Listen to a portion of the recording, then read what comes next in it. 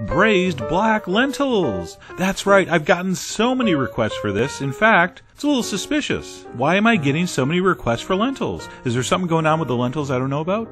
Maybe, but who cares? This is so delicious and one of my favorite side dishes of all time. And the good news is, it's really easy and relatively quick to put together. So here we go. Let's start by melting a little bit of butter in some olive oil over medium heat. And then we're going to add some mirepoix, which is fancy French culinary terminology for a dice of celery, carrots, and onions. I have roughly equal parts of each, although the exact ratio is not that big of a deal. You know why? Because this is just a vegetable side dish, so you can relax. All right, we're also going to give it a big pinch of salt, and we're just going to sweat that on medium heat for, 7-8 minutes. We just want the onions to kind of turn translucent, and for those veggies to soften and sweeten up a little bit. So just let them sweat in that butter and oil. Give it a stir once in a while. And while that's happening, I'm also going to add a good amount of fresh thyme. I'm just going to go ahead and throw the whole sprigs in there. I hate picking thyme leaves. It's one of the most time-consuming, annoying herb-related tasks ever. So I don't do it. I throw them in whole, and then later we'll just pick out the stems. It's a perfect system. And you could also use rosemary here. You could use oregano. Lots of stuff. But thyme's my favorite. And by the way, I'll be making no thyme puns. Why? Too easy. Alright, so at this point, our onions are getting translucent. Our veggies are softening a little bit. That thyme flavor's being infused into that oil and butter.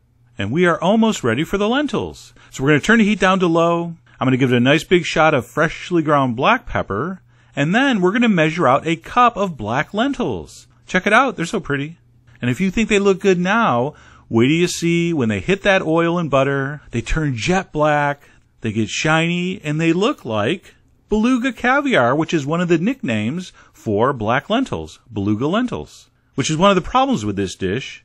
I love lentils, but I like beluga caviar more. So it always makes me a little melancholy that I'm not eating, half a pound of beluga caviar. But that's okay. This is so delicious, I don't actually feel that bad. So we're going to dump the lentils in, we're going to stir them around, and then it's time to add the liquid. Now, generally, it's about 2 parts liquid to 1 part lentils, although I go a little less than that because there is moisture in those vegetables. So the lentils will absorb some of that. So I'm going to dump in my liquid. I'm using chicken stock. You can certainly use water or vegetable stock if you're one of those people. You know we don't judge here at Food Wishes, at least publicly. I do judge a little bit behind your back, all right? So we're going to give that a stir. We're going to raise the heat up to medium-high, and we're going to bring this to a very gentle simmer. And once it comes up to that simmer, I want you to back the heat down to low until it's just barely bubbling like that. All right, about as low a simmer as you can go. We're going to cover that, and this is going to cook until the lentils are tender and have pretty much absorbed all that liquid. It's going to take roughly 30-35 minutes, although exact time will vary, so you got to keep an eye on it. And what I like to do after about 20-25 minutes, I'll take off the lid, I'll give it a stir, I'll kind of see where I'm at, I'll check that liquid level. Of course, if it seems like it's getting a little too dry, add another little splash of stock, but this one seemed fine.